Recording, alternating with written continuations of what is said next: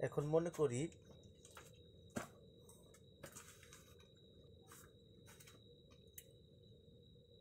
এ এর lambda আইগেনমান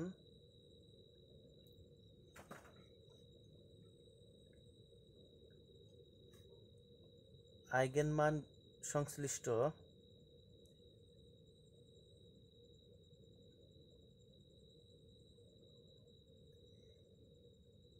eigen vector V equal to আমি ধরলাম এক্স ওয়াই। তাহলে আইগেন ভেক্টরের সংজ্ঞা অনুসারে আমি পাই সংজ্ঞানুসারে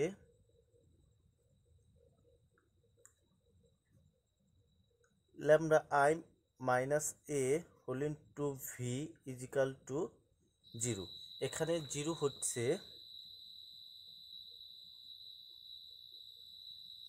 0 is equal to 0 column vector.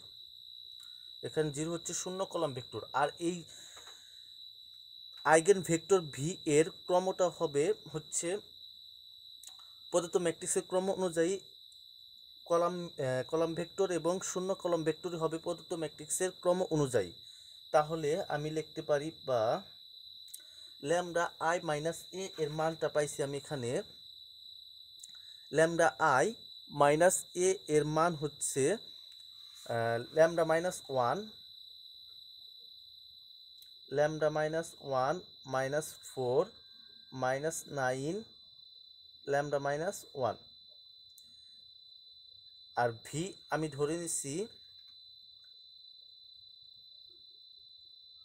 X Y is equal to 0। একটা হচ্ছে 0 কলাম ভেক্টর 0 0। তাহলে এখান থেকে আমি পাই ল্যামডা মাইনাস 1 এর সাথে এক্স গুণ করলে আমি পাই lambda minus 1 whole into X আর হচ্ছে মাইনাসের 4y ইজিক্যাল টু 0। আর এখানে minus 9x plus lambda minus 1 whole into y equal to 0। এটা যদি আমি 1 নং সমীকরণ ধরি, এটাকে আমি 1 নং সমীকরণ ধরলাম, তাহলে আমি ওখানে আইগেন মান আমি পাইছি ল্যামডা ইজিক্যাল টু -5 এবং -7। তাহলে এখানে লিখতে পারি অতএব ল্যামডা ইজিক্যাল টু -5 এর জন্য 1 নং হবে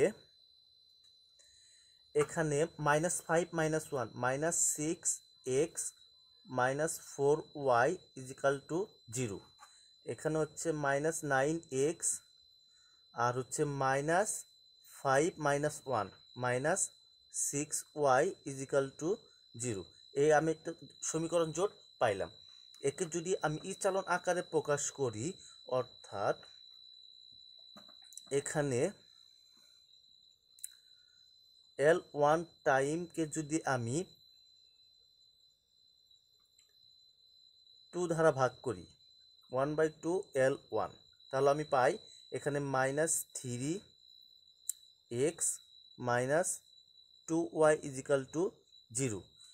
আর L2 টাইমকে যদি আমি 1/3 দ্বারা ভাগ করি 3/L2, তাহলে এখানে আমি পাই -3x আর এখানে হচ্ছে -2y। এখন ইচালন আকার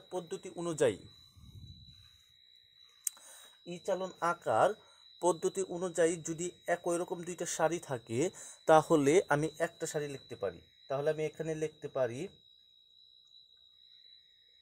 আর এখানে আমি একসাথে একে যদি আমি মাইনাস দ্বারা গুণ করি, একটা L1 টাইমকে ইজিক্যাল টু -1 দ্বারা যদি আমি গুণ করি -1 L1, তাহলে পাবো আমি 3x plus 2y is equal to 0।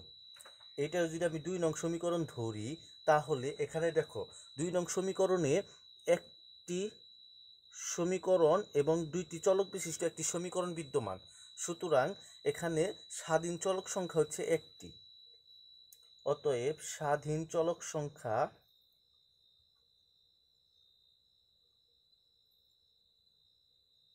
স্বাধীন চলক একটি, সুতরাং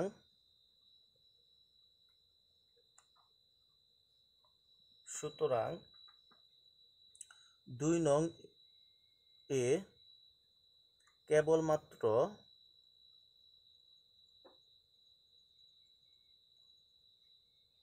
একটি অনির্ভরশীল সমাধান বিদ্যমান।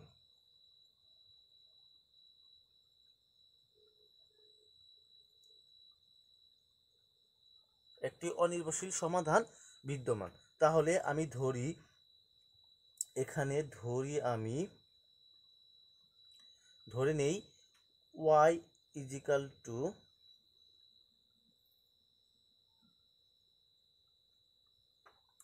এখানে ধরে নেই y ইজিক্যাল টু মাইনাসের 3a। এখানে দেখো x এর সহায়ক হচ্ছে 3, x এর সহায়ক 3টা হচ্ছে প্লাসে, এর জন্য আমি এখানে -3a ধরলাম। তাহলে x ইজিক্যাল টু হবে -3 আর 2 -6, ওই পাশে গেলে প্লাস আর 3 দিয়ে ভাগ করলে 2। অতএব a এর lambda is equal two -5 eigen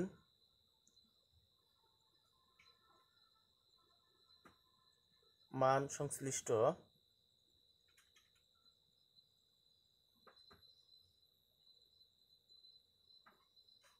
eigen vector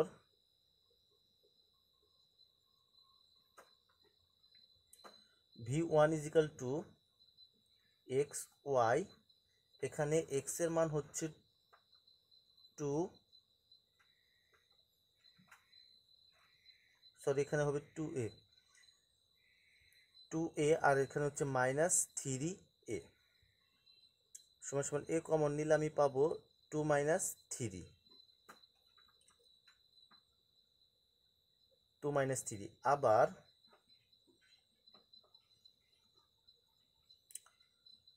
lambda is equal two 7 এর জন্য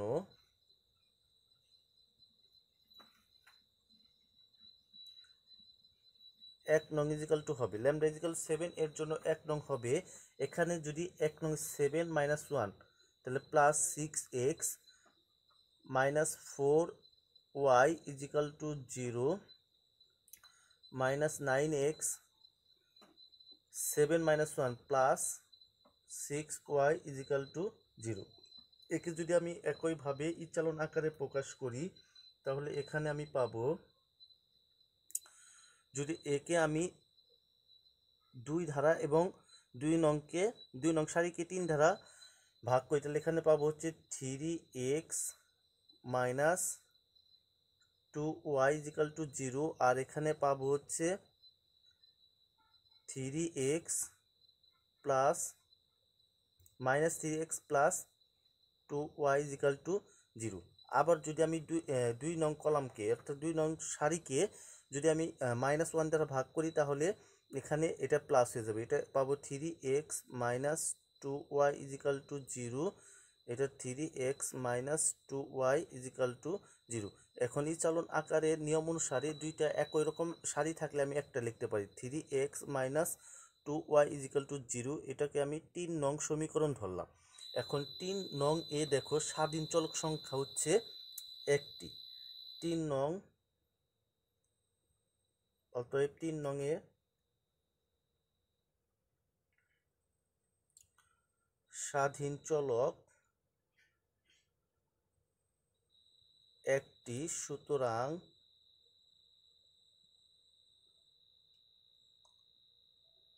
3 এর কেবলমাত্র একটি অনির্ভরশীল সমাধান বিদ্যমান। কেবলমাত্র একটি অনির্ভরশীল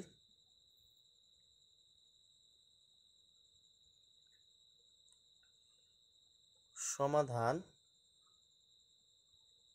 বিদ্যমান। তাহলে এখানে ধরে নেই 3 নঙে ধরে নেই y ইজিক্যাল টু +3, তাহলে x হবে 6 আর ওখানে গেলে প্লাসের 2। তাহলে আমি এখানে পাইলাম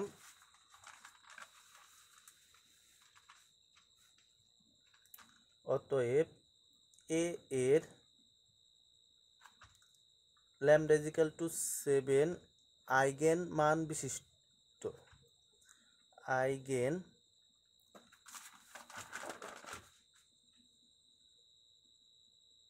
মান সংশ্লিষ্ট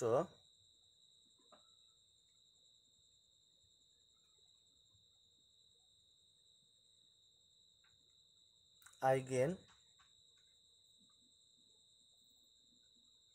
vector v2 equal to xy, এখানে x এর মান হচ্ছে 2 এবং y এর মান হচ্ছে 3, x এর মান 2, y এর মান 3। এখানে দেখো একটা ম্যাট্রিক্স এখানে, সুতরাং এ ম্যাট্রিক্স এর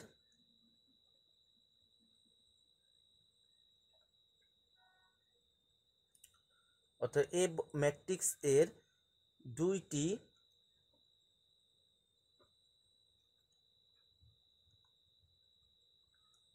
আইগেন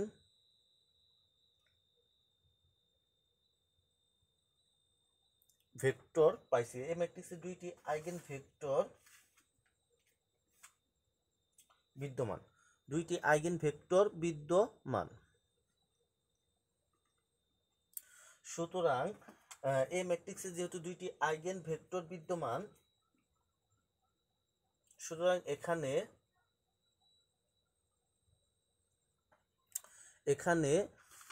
ওই শর্ত অনুযায়ী, এখানে শর্ত অনুযায়ী পি একটি বিপরীতযোগ্য ম্যাট্রিক্স এখানেও বিদ্যমান, পি একটি বিপরীতযোগ্য ম্যাট্রিক্স বিদ্যমান। অতএব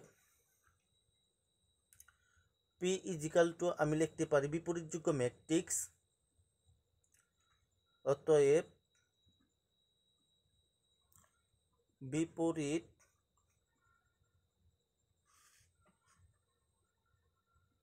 যোগ্য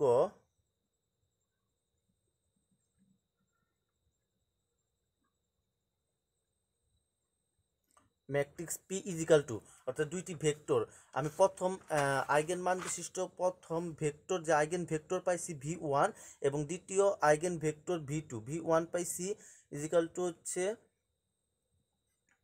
2 - 3 এবং v2 পাইছি 2 + 3। তাহলে এই দুইটা ভেক্টর মিলে হচ্ছে পি একটা বিপরীতযোগ্য ম্যাট্রিক্স পাইলাম।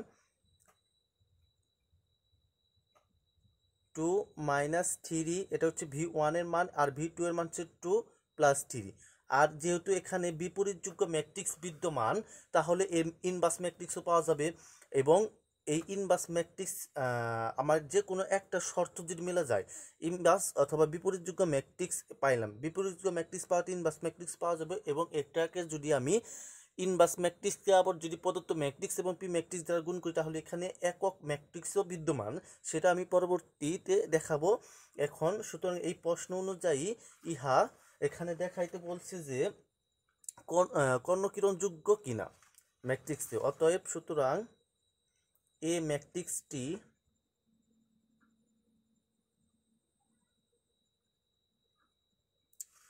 কর্ণকীকরণ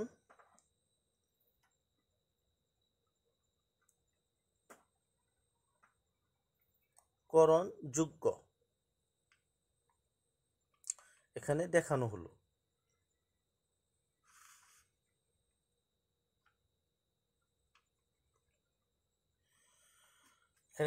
তাহলে আমি দেখালাম যে একটা কর্ণকীকরণ ম্যাট্রিক্স হওয়ার জন্য আমাকে দুইটা শর্ত মানতে হবে। একটা হচ্ছে পি বিপরীতযোগ্য ম্যাট্রিক্স হতে হবে, এবং পি বিপরীতযোগ্য ম্যাট্রিক্স হলে পি এর ইনভার্স এবং পি এবং এ এই তিনটা ম্যাট্রিক্স যদি আমি গুণ করি, তাহলে এটা হবে একটা একক ম্যাট্রিক্স।